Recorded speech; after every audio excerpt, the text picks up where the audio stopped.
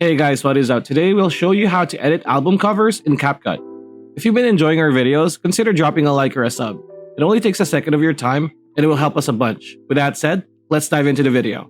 If you want to hop on the latest TikTok trend, listen closely and stay tuned. To begin, you need to have the CapCut app installed on your mobile device, whether it's an iPhone or an Android device. What you want to do is tap on Use Template in CapCut.